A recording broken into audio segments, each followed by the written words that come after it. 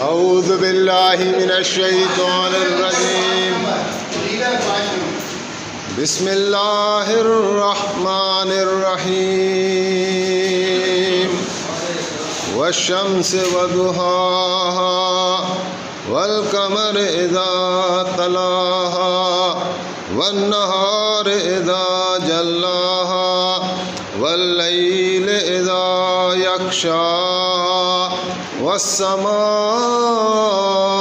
وما بناها والأرض وما طحاها ونفس وما سواها فألهمها فجورها وتقواها قد أفلح من زكاها وقد خاب من دساها كذبت ثمود بتقواها إذ انبعث أشقاها فقال لهم رسول الله ناقة الله وسقياها فكذبوه فعقروها فدمدم عليهم ربهم بذنبهم فسواها ولا يخاف عقباها آمنت بالله صدق الله العظيم وصدق رسوله النبي الكريم اللهم صل على سيدنا محمد النبي الأمي وعلى آله وأصحابه وبارك وسلم رب اشرح لي صدري ويسر لي أمري واحلل عقدة من لساني يفقهوا قولي اللہ رب العزت کے لیے ہی ساری تعریف ہے، وہ اکیلا ہی عبادت کے لائق ہے، اس جیسا کوئی بھی نہیں ہے، وہ اکیلا خالق ہے، باقی ساری چیزیں مخلوق ہیں، وہ اکیلا رازق ہے، سب کو روٹی رزق پہنچانے والا، ایک چونٹی ہو، ایک باریک سے باریک کوئی جاندار مخلوق ہو، اس کو بھی پالنے والا رب ہے، اور بڑی سے بڑی مخلوقات کہتے ہیں کہ ویل مچھلی ایسی ہے سمندر میں جس کی خوراک ایک وقت کی 5 ٹن ہے، ایک ہاتھی جتنی خوراک ہے، اس کو بھی اللہ کھلا رہا ہے، اور جس کی ایک چاول جتنی بھی خوراک ہو اس کو بھی اللہ کھلا رہا ہے، اس سے بھی کم ہو اس کو بھی اللہ کھلا رہا ہے، سب کو کھلانے والا، خود کھانے سے پاک، سب کو میٹھی نیند سلانے والا، خود نیند کرنے سے پاک، سب کو زندگی دینے والا، موت دینے والا، عزت دینے والا، ذلتوں میں پھینکنے والا، صحت دینے والا، بیماری میں مبتلا کرنے والا، نفع دینے والا، نقصان دینے والا اللہ جل جلالہ ہے۔ زمین سے لے کر آسمان تک، فرش سے لے کر عرش تک، اور تحت ثرا سے لے کر عرش مولا تک کوئی کچھ نہیں کر سکتا، اللہ کا تعالیٰ کا ہی قبضہ ہے، اللہ تعالیٰ ہی سب کچھ کرتے ہیں۔ فعال لما یرید، اللہ تعالیٰ نے اپنا تعارف کرا ہے، فعال لما یرید، کہ اللہ تعالیٰ کی وہ ذات ہے جو چاہتے ہیں کر گزرتے ہیں۔ اللہ تعالیٰ کی عجیب شان ہے، فرمایا اللہ تعالیٰ وہ ذات ہے جس کو کچھ بھی کرنے کے لیے کچھ کرنے کی ضرورت نہیں ہے۔ کتنی بڑی کائنات بنا دی، ہم سے ایک گھر بنانا مشکل ہے، ایک کمرہ بنانا مشکل ہے، سیمنٹ کہاں سے آئے گا، بجری کہاں سے آئے گی، مستری مزدور کہاں سے آئیں گے،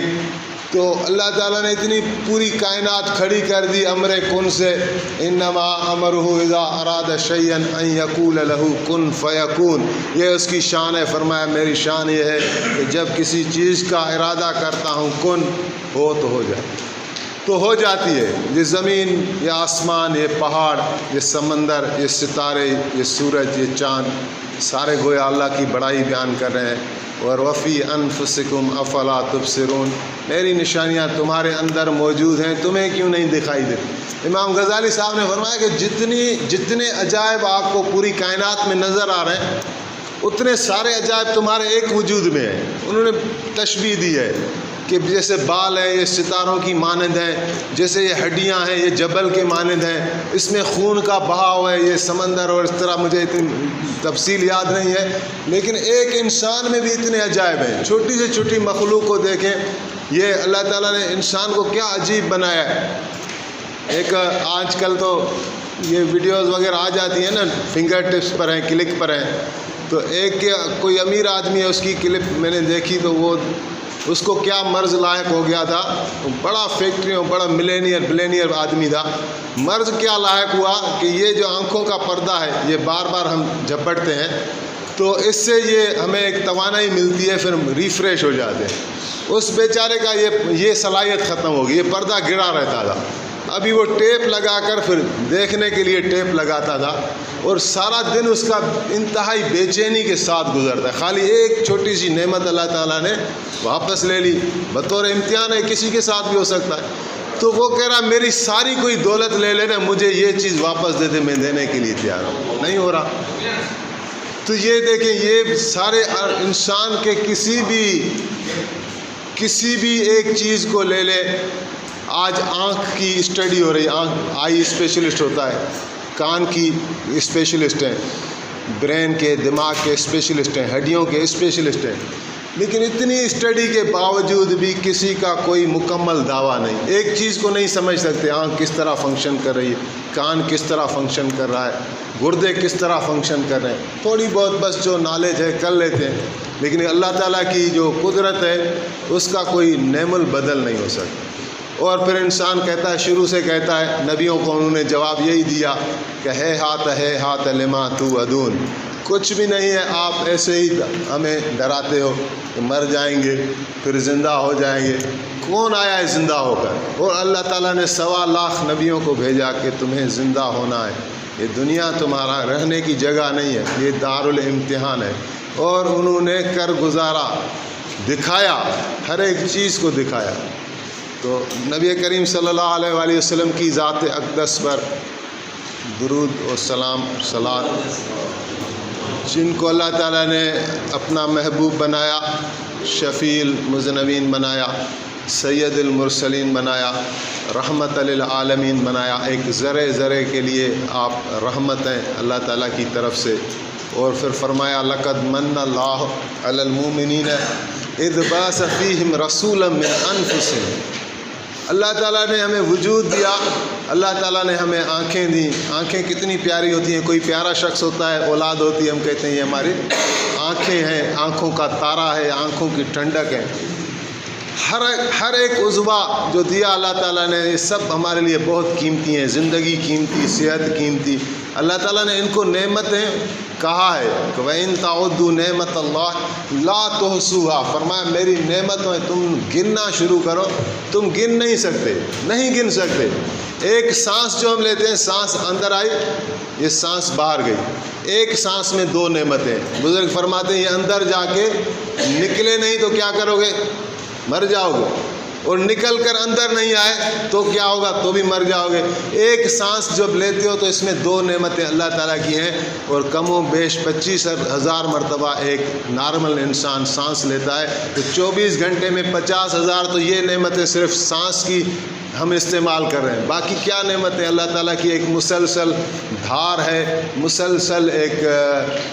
برسات کی طرح نعمتیں ہیں ہمارے اوپر برس رہی ہیں، ان کے بغیر ہم زندہ نہیں رہ سکتے، لیکن ان کو نعمت فرمایا، احسان نہیں فرمایا۔ رسول اللہ صلی اللہ علیہ وسلم کو احسان فرمایا کہ میں نے، اللہ تعالیٰ فرمایا اللہ تعالیٰ نے تم پر احسان کیا ہے کہ تم میں سے اپنا ایک رسول بھیجا ہے۔ تو اللہ کے نبی صلی اللہ علیہ وسلم ہمارے لیے رحمت ہیں، ہمارے لیے ہدایت کا ذریعہ ہے۔ قرآن پاک حضور کریم صلی اللہ علیہ وسلم پر نازل ہوا، اور وہ دین جس کا آغاز آدم علیہ السلام نے کیا، حضرت محمد مصطفیٰ صلی اللہ علیہ وآلہ وسلم پر وہ مکمل ہوا۔ لہذا قرآن کے بعد کوئی کتاب آنے والی نہیں، رسول اللہ کے بعد کوئی نبی آنے والا نہیں، اور اس امت کے بعد کوئی امت آنے والی نہیں ہے۔ اور قرآن پاک ایسا ہے کہ اس میں سارے انبیاء کی تعلیمات کو گویا کہ جمع کیا گیا ہے۔ اور قرآن پاک ایسا ہے کہ حدیث میں آتا ہے کہ یہ ایک ایسی رسی ہے اللہ تعالیٰ کی طرف سے، ایک ایسی رسی ہے جس کا ایک سرا اللہ سبحانہ و تعالیٰ کے ہاتھ میں ہے اور ایک سرا امت کے ہاتھ میں۔ ابھی اس کو جو بھی پکڑے گا وَاعْتَصِمُوا بِحَبْلِ اللَّهِ جَمِيعًا وَلَا تَفَرَّقُوا، اللہ تعالیٰ نے فرمایا کہ اللہ کی رسی کو مضبوطی سے تھامے رکھو اور فرقہ فرقہ نہ بنو، تفرقے میں مبتلا نہ ہو، اس رسی کو پکڑو۔ تو جو اس کو پکڑے گا وہ گمراہ نہیں ہوگا۔ پھر قرآن پاک کیسی نعمت ہے، اللہ تعالیٰ نے فرمایا وَنُنَزِّلُ مِنَ الْقُرْآنِ مَا هُوَ شِفَاءٌ وَرَحْمَةٌ لِّلْمُؤْمِنِينَ وَلَا يَزِيدُ الظَّالِمِينَ إِلَّا خَسَارًا۔ فرمایا قرآن جو میں نے نازل کیا ہے اس میں کیا ہے؟ اس میں فرمایا رحمت ہے، شفا ہے۔ کس کے لیے؟ للمومنین، مومنوں کے لیے اس میں شفا ہے، مومنوں کے لیے اس میں رحمت ہے، مومنوں کے لیے اس میں ہدایت ہے، مومنوں کے لیے اس میں تقویٰ کے راستے ہیں، خشیت الہی ہے۔ اور آگے فرما رہا ہے ولا یزید الظالمین الا خسارہ، ظالموں کے لیے کیا ہے؟ یہ نقصان ہے، یہ خسارہ ہے۔ حدیث میں قرآن یا تمہارے لیے حجت ہے یا تم پر حجت ہے۔ اگر اس کو پڑھا، اس کو سمجھا، اس کو آنکھوں سے لگایا، سینے سے لگایا، اس کی تعلیمات پر چلیں تو یہ ہمارے لیے حجت بن جائے گا، ہمارے لیے سفارش کرے گا۔ اور اللہ پناہ دے اگر ہم نے اس کو بالکل ہی نظر انداز کر دیا تو یہ ہمارے اوپر حجت بنے گا۔ اللہ تعالیٰ بھی فرمائے گا، اللہ کا رسول بھی فرمائے گا کہ انہوں نے قرآن کو چھوڑ دیا تھا، پھر کتنا بڑا خسارہ ہے۔ پھر حدیث میں ہے کہ قرآن پاک سفارش کرے گا تو زبردست سفارش کرے گا اور اس کی سفارش کو اللہ تعالیٰ قبول کریں گے۔ اور پھر قرآن پاک پکارے گا بھی۔ سفارش کس طرح کرے گا؟ سفارش اس طرح کرے گا کہ یا اللہ اس بندے نے راتوں کو جاگ جاگ کر میری تلاوت کی تھی، اگر میں تمہارا کلام ہوں اور بے شک اللہ کا کلام ہے تو میری سفارش اس کے حق میں قبول فرما، تو اللہ تعالیٰ اس کی سفارش کو قبول فرمائیں گے۔ اور پھر فرمایا کہ اس کے برعکس بھی حدیث ہے کہ قرآن پاک پکارے گا یا اللہ اس شخص نے دنیا کے اندر مجھے قیدی بنا کے رکھا تھا۔ ہم ایسا کرتے ہیں نا، طاق میں کلام پاک پڑا ہوا ہے، 6 مہینے، سال، 2 سال پڑا ہوا ہے، اس کو ہم نے 7-8 کپڑوں میں لپیٹ کر یہ ہاتھ لگاتے ہیں تو مٹی بھی جھڑتی ہے، وہ ایسے ہی پڑا ہوا ہے کہ گھر کے 7, 8, 10 افراد ہیں، کسی کو سال بھر بھی توفیق نہیں ہوئی اس کو کھول کر دیکھیں۔ تو یہ قرآن پکارے گا یا اللہ اس نے دنیا کے اندر مجھے قیدی بنایا تھا، آج اس کو تو جہنم کا قیدی بنا لے۔ تو یہ دیکھیں کہ اگر اللہ پناہ دے کہ قرآن پاک جس کے لیے پکار اٹھے وہ کیا بچے گا جہنم سے؟ تو صحابہ کرام نے اس دین کو لیا اللہ کے رسول سے صلی اللہ علیہ وسلم سے، قرآن پاک کو لیا اور اتنا شوق سے لیا کہ اس کی کوئی حد نہیں، مثالیں قائم کر دیں، کس طرح رسول اللہ سے محبت کرتے تھے، کس طرح وہ آخرت کو سامنے رکھ کر دنیا کی زندگی کو انہوں نے ٹھوکریں لگائیں، اپنی زندگی دینا پڑی تو زندگی دی، مال دینا پڑا تو مال دیے، اہل و عیال کی قربانی دینی پڑی تو کسی سے دریغ نہیں کیا۔ دیکھیں دنیا کے جو لیڈر ہیں، رہنما ہیں، عام طور پر وہ بھی ایک لائنز پر چلتے ہیں۔ ان کا کیا مقصد ہوتا ہے کہ ہم لیڈر ہیں اور ہمارے جو ورکر ہیں یہ جان نثار ہیں، ان کی کوئی قیمت نہیں، یہ بھلے قربان ہوتے رہیں، ہم تو لیڈر ہیں۔ لیکن اللہ کے رسول صلی اللہ علیہ وسلم نے قربانی کو اپنے گھر میں رکھا، اپنے آپ سے شروع کیا، اپنے اہل بیت اطہار سے شروع کیا۔ آپ کے کیسے ساتھی تھے، آپ کے رشتہ دار تھے، حضرت جعفر طیار آپ کے چچا زاد بھائی تھے، حضرت علی کے بڑے بھائی ہیں، ان کے گھر میں جناب ابو طالب کے گھر میں حضور صلی اللہ علیہ وسلم کی پرورش ہوئی، جبکہ آپ کی عمر مبارک 8 سال تھی۔ 8 سال سے لے کر پھر جب آپ کی عمر مبارک 40 سال کو ہی آپ کو نبوت اور وحی سے سرفراز کیا گیا۔ اس کے بعد پھر جو 10 سال مکے میں آپ نے گزارے تو جناب ابو طالب نے آپ پر جان نثار کر دی، بیٹے نثار کر دیے۔ اپنی عزت، اپنی وجہات، اپنی طاقت پوری کی پوری صرف کر دی. حضور صلی اللہ علیہ وآلہ وسلم کو بنیاد بنایا کہ حضور سے جو ملے گا، محبت کرے گا، اس سے میری دشمنی ہے، جو حضور کا دشمن ہے وہ میرا دشمن. اتنی حیرت زدہ ہے. جتنے بھی سیرت نگار ہیں، جس نے بھی نبی علیہ السلام کی مبارک زندگی پر قلم اٹھایا، وہ مجبور ہو گیا کہ جناب ابو طالب کے کردار کو سرائے. تو انہوں نے اتنی یعنی محبت کے ساتھ پالا اور اس کی مثالیں قائم کی. اس گھر میں حضور کی پالنا ہوئی تو کتنی اٹیچمنٹ ہوگی حضرت جعفر سے، حضرت علی سے. یہ آپ کے دونوں محبوب. حضرت علی سب سے پہلے، کیونکہ ان کو تو حضور علیہ السلام نے خود پالا تھا، سب سے پہلے مسلمان ہونے اور ایک جگہ نماز پڑھنے شروع میں. تو حضرت ابو طالب اور حضرت جعفر، ایک بیٹا ایک باپ، ٹہلتے آئے تو حضرت جعفر کی اچانک نظر پڑی حضور پر اور حضرت علی پر نماز پڑھنے. تو حیران ہو گئے، یہ کیا؟ تو اپنے والد صاحب سے پوچھا یہ کیا کر رہے ہیں؟ تو البتہ ان کو پتہ تھا. تو انہوں نے فرمایا کہ حضرت محمد صلی اللہ علیہ وآلہ وسلم ایک دین کے ساتھ مبعوث ہوئے اور آپ صلی اللہ علیہ وآلہ وسلم پر قرآن پاک کا نزول ہو رہا ہے. تمہارا بھائی علی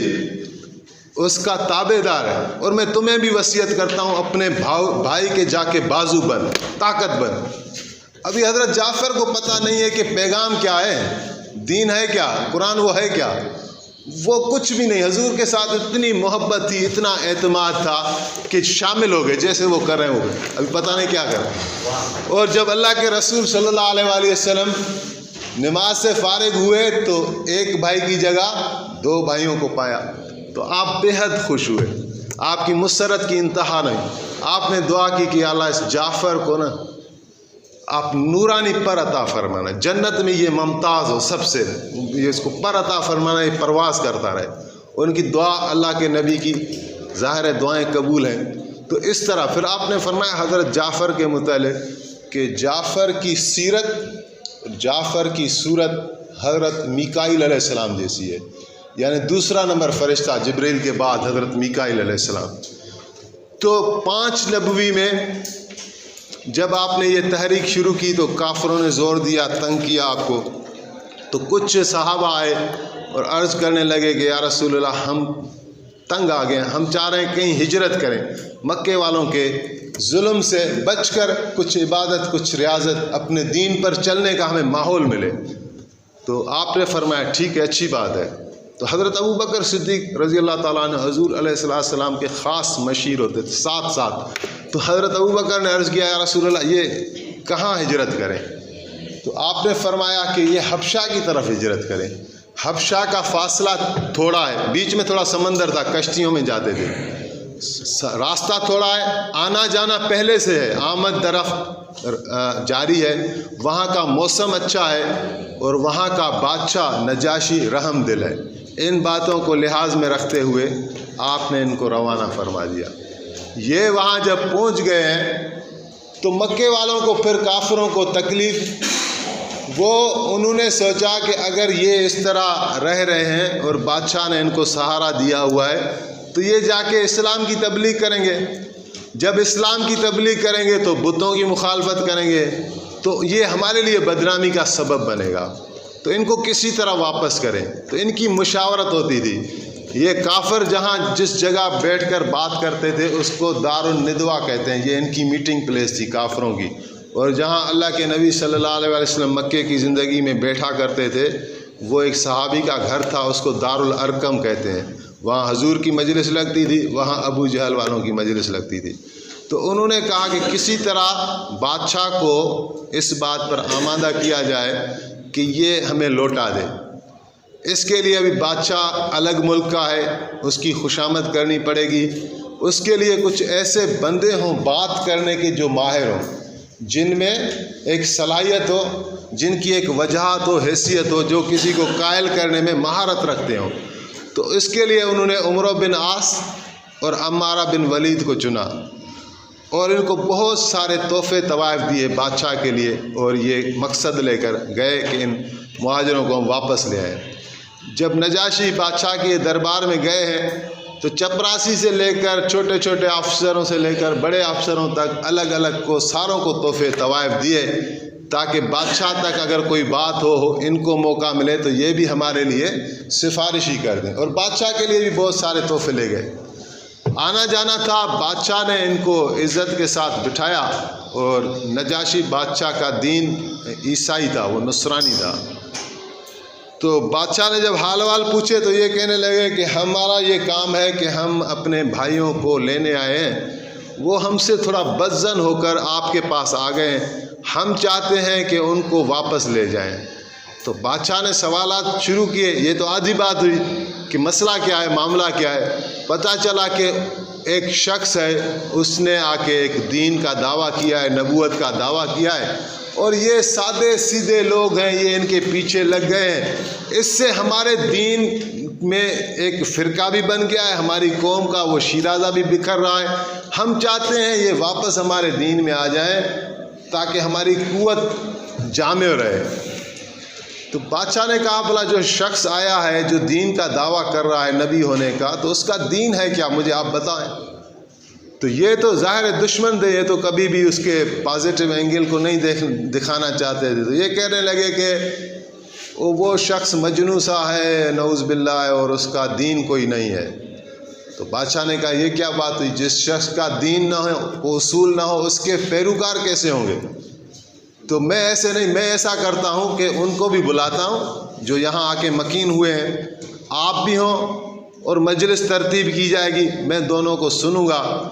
پھر مجھے جو سمجھ میں آئے میں فیصلہ کروں گا۔ تو اس پر جو ہے بادشاہ نے اپنا کوئی قاصد بھیجا۔ ابھی وہ بیچارے مہاجرین ستائے ہوئے مکے کے لوگوں کے آ کے سکھ کا سانس لیا تھا، تھوڑا بہت خوشی اور راحت دیکھی تھی کہ بادشاہ کا پیغام آ گیا۔ ہمیں یہاں اگر ایس پی بلاتا ہے، او آر ہے، تو آدمی ان کی 100 فکر لگ جاتی ہے۔ ان کی زندگی موت، ان کی حیات، ان کی قید، ان کی آزادی، ان کا ٹھکانہ، یہ سارا کچھ اس وقت کے بظاہر بادشاہ کے ہاتھ میں ہے، اور اس طرح ان کو پیغام ملتا ہے بادشاہ آپ کو پکار رہا ہے، تو ایک پریشانی سی، ایک خوف سی لہر ان میں دوڑ گئی۔ تو بہرحال انہوں نے مشورہ آپس میں یہ کیا کہ ہم میں سے متکلم ایک ہو، بات ایک کرے، امیر، اور دوسرا یہ کہ کچھ بھی ہو ہمیں ظاہر ہے سچ کا دامن نہیں، ہم سچ ہی بولیں گے۔ تو اس پر جناب جعفر طیار کو انہوں نے اپنا امیر مقرر کیا، متکلم مقرر کیا، اور مہاجرین جو تھے 14-15 تھے اس وقت، وہ بادشاہ کی دربار میں گئے مقررہ ٹائم پر۔ تو بادشاہ کی دربار میں ایک تعظیم کا سجدہ دیا جاتا تھا، جو بھی جاتا تھا، جس طرح وہ رکوع کی حالت میں دیکھتے ہیں ہم کہ بادشاہ کو ایسے تعظیماً جھکتا تھا، لیکن یہ مسلمان جب گئے تو یہ سیدھے کھڑے ہوئے، اور انہوں نے تعظیم کا وہ سجدہ، وہ رکن ادا نہیں کیا۔ تو کافروں کو یہاں سے موقع مل گیا، تو انہوں نے کہا بادشاہ آپ دیکھیں، ان کو بادشاہی کے دربار کے آداب کا بھی پتہ نہیں، یہ ایسے لوگ ہیں، ایسی قوم یہ تیار ہو رہی ہے۔ تو بادشاہ ان کی طرف متوجہ ہوا تو جناب جعفر نے کلام شروع کیا۔ آپ نے فرمایا کہ بادشاہ سلامت، ہمیں ہمارے نبی علیہ الصلاۃ والسلام نے بتایا ہے کہ سجدہ صرف اللہ تعالیٰ کی ذات کو ہے، اللہ وحدہ لا شریک لہ کے لیے سجدہ ہے، اسی لیے ہم نے آپ کو تعظیمی سجدہ نہیں کیا کہ ہمارے دین میں یہ جائز نہیں کسی مخلوق کو ہم سجدہ کریں، اس لیے ہم نے نہیں کیا، اور کسی بھی حالت میں ہم نہیں کریں گے۔ تو بادشاہ جو نصرانی عالم تھا، بادشاہ نے کہا یہ سچ کہہ رہا ہے۔ تو پھر بادشاہ نے حضرت جعفر کو کہا یہ تمہارے قوم کے لوگ ہیں، تمہیں لینے آئے ہیں تمہاری جماعت کو، تمہارا کیا خیال ہے، تمہیں میں ان کے سپرد کر دوں؟ تو حضرت جعفر کہنے لگے کہ بادشاہ سلامت آپ ان سے پوچھیں کہ یہ ہمارے پیچھے کیوں آئے ہمیں لینے کے لیے، ہم نے ان کا کوئی خون خرابہ کیا ہے، کوئی دنگا فساد کیا ہے، کوئی بھاری رقم لے کر ہم اڑے ہیں، کوئی قرض دار ہیں ہم ان کے، یہ کیوں آئے ہمارے پیچھے؟ تو عمر بن عاص نے کہا کہ بادشاہ سلامت یہ ہمارے دشمن نہیں ہے، یہ ہمارے قرض خواہ بھی نہیں ہے، انہوں نے کوئی خون دنگا فساد بھی نہیں کیا ہوا، بات یہ ہے کہ یہ ایک نئے دین میں داخل ہو گئے جس سے ہماری قوم بٹ رہی ہے، ہم چاہ رہے ہیں کہ وہ دوبارہ اسی دین پر آ جائیں تاکہ ہماری طاقت کا سرچشمہ ایک ہی رہے۔ تو حضرت جعفر نے کہا کہ بادشاہ سلامت ایسی باتیں کر رہا ہے، ہماری قوم جو ہے وہ ایک گری پڑی قوم تھی، جہالت کی کوئی انتہا نہیں رہی تھی، ہر ظلمت ہر برائی ہمارے اندر گھر گئی تھی، جوا، شراب، زنا، بچیوں کو زندہ دفن کرنا، یہ کون نہیں جانتا؟ یہ انسانیت سسک رہی تھی، دم توڑ رہی تھی، ٹوٹ رہی تھی کہ اللہ تعالیٰ نے اس قوم پر رحم کرتے ہوئے ایک بڑے مقدس قبیلے میں بنی ہاشم میں جناب رسول اللہ صلی اللہ علیہ وآلہ وسلم کو مبعوث فرمایا۔ اس نے آ کے حق اور باطل کی راہوں کو جدا جدا کیا، اور وہ سچا ہے، سچائی کا حکم دیتا ہے، وہ خود بھی نیک ہے، نیکی کا حکم دیتا ہے، برائی سے منع کرتا ہے، شرک سے منع کرتا ہے، بت پرستی سے منع کرتا ہے، اس پر اللہ تعالیٰ کا کلام نازل ہو رہا ہے۔ تو نصرانی علماء بھی بیٹھے ہوئے تھے، بادشاہ نے دربار سجائی ہوئی تھی، تو بادشاہ کہنے لگا کہ وہ کون سا کلام ہے جو اس پر نازل ہو رہا ہے، اگر تمہیں کچھ یاد ہے تو بتاؤ۔ تو حضرت جعفر نے موقع کا لحاظ رکھتے ہوئے سورۃ مریم کی تلاوت کی، یہ عیسائی تھے نا،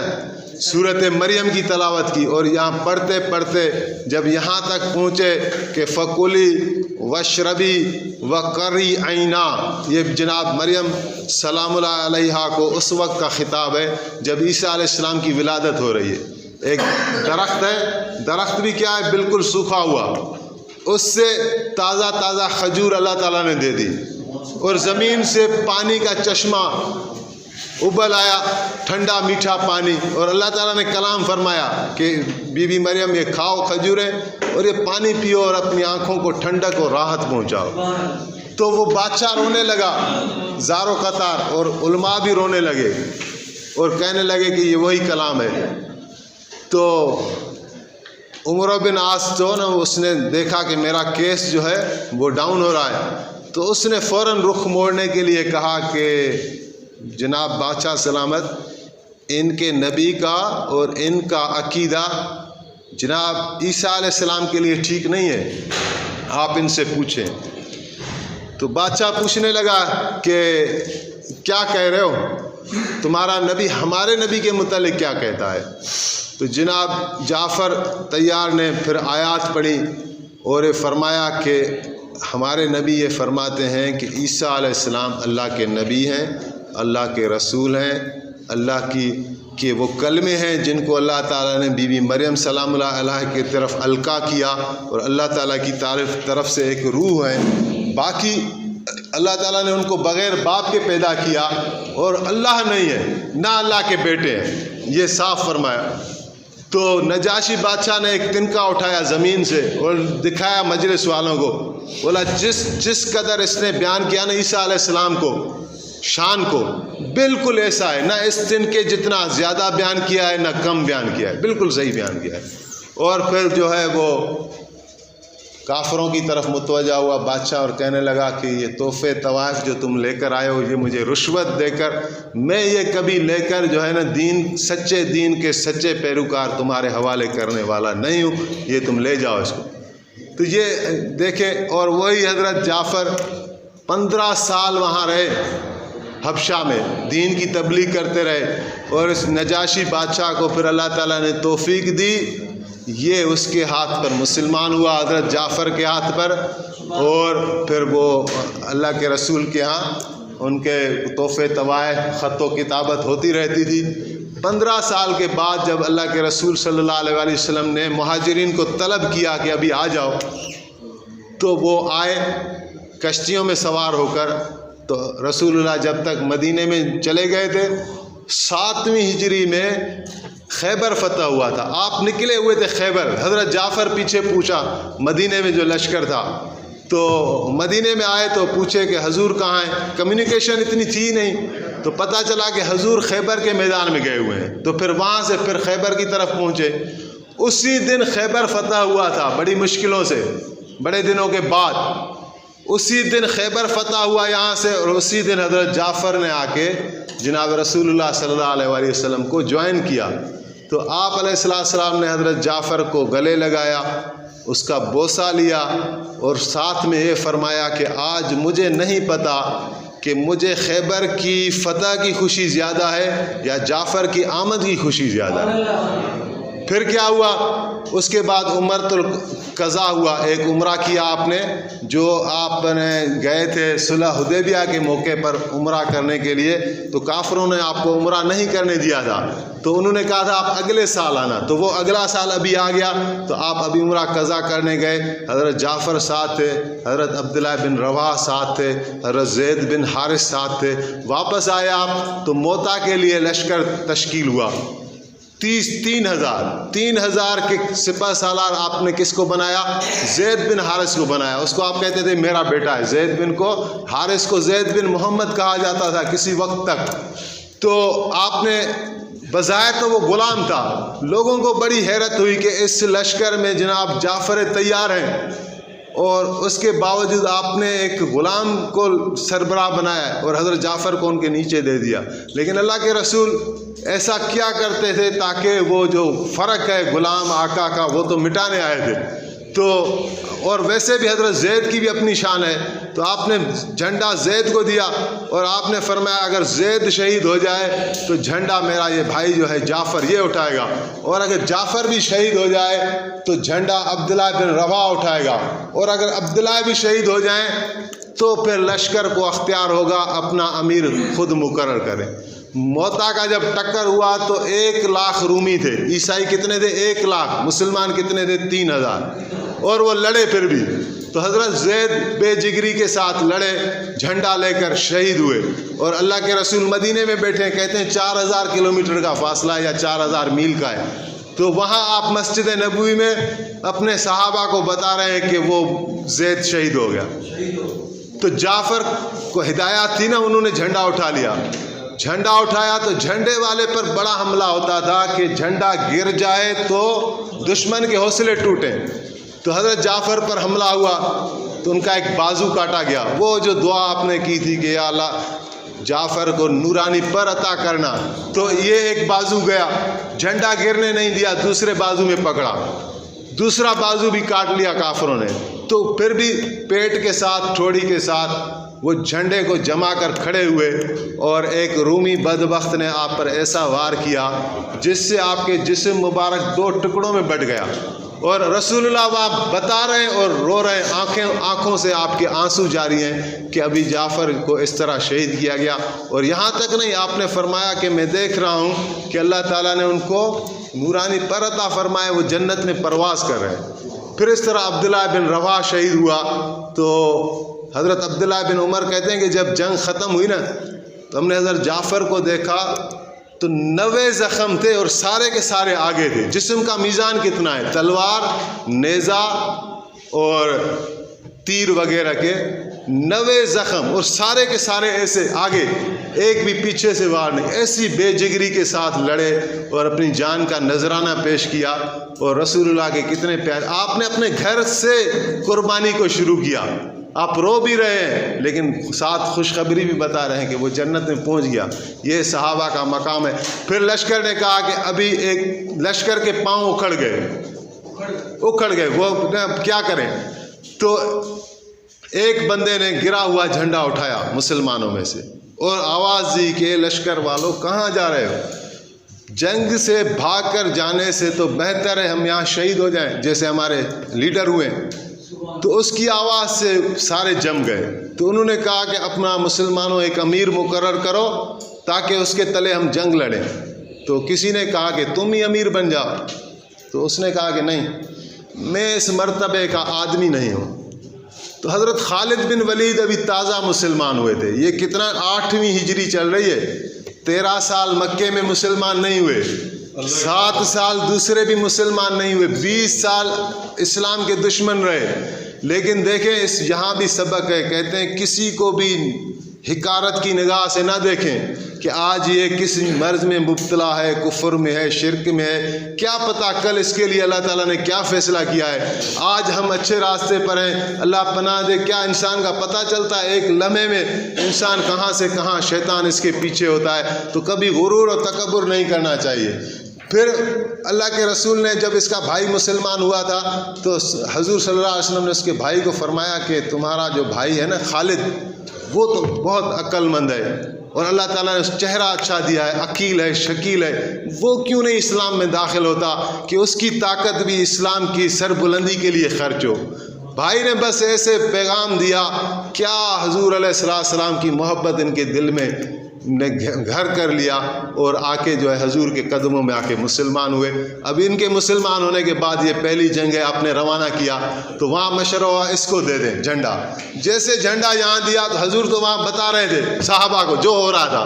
تو اللہ کے نبی صلی اللہ علیہ وسلم نے فرمایا کہ ابھی جھنڈا جو ہے اللہ کی تلواروں میں سے ایک تلوار کے پاس آ گیا ہے، اور انہوں نے پھر حکمت عملی تھی ان کے پاس، لشکر کی ایسی ترتیب بنائی کہ ان کافروں کو لگا کہ مسلمان اور زیادہ آ گئے ہیں، اور ایسے لڑے ایسے حکمت عملی کے ساتھ کہ ایک دن میں 10 تلواریں تھیں جو ان کے ہاتھ میں ٹوٹ گئیں، 11 تلوار جس کا نام یمانی تھا وہ ہاتھ میں تھی، تو دشمنوں نے اپنا لشکر ان کا تتر بتر ہو گیا اور جنگ ختم ہو گئی، اور یہ واپس خیریت سے آ گئے۔ تو دیکھیں یہ ہے جو اللہ کے نبی صلی اللہ علیہ وآلہ وسلم پر۔ جی سر، ہاں، تو یہ آج بھی ان کی قبریں مبارک تینوں کمانڈرز کی ساتھ ہیں، حضرت زید بن حارث، حضرت جعفر طیار اور حضرت عبداللہ بن رواحہ۔ حضرت عبداللہ بن رواحہ جب عمرۃ القضاء کا عمرہ حضور کر رہے تھے تو حضور کی جو اونٹنی تھی ان کی رسی حضرت عبداللہ نے سنبھالی ہوئی تھی، حضور کو طواف کرا رہے تھے، اور ساتھ میں حضور صلی اللہ علیہ وآلہ وسلم کے شان میں اشعار پڑھ رہے تھے، نعتیہ شعر پڑھ رہے تھے۔ تو یہ سارے کے سارے پیارے تھے، لیکن اللہ کے رسول نے دین کے اوپر قربان کر دیے۔ تو آج اللہ کے رسول ہمارے درمیان نہیں، صحابہ ہمارے درمیان نہیں، لیکن قرآن ہمارے درمیان ہے، دین اللہ کے رسول کا ہمارے پاس ہے۔ جتنا بھی اس کے ہم قریب ہوں گے اتنا ہمارے لیے یہ نجات بنے گا، کامیابی بنے گا۔ تو جو کچھ کہا گیا آپ نے بڑے حوصلے کے ساتھ سنا، لائٹ بھی نہیں ہے، تو اللہ تعالیٰ مجھے بھی اور آپ کو بھی اس دین متین کی قدر کرنے کی توفیق عطا فرمائے۔ جزاک اللہ۔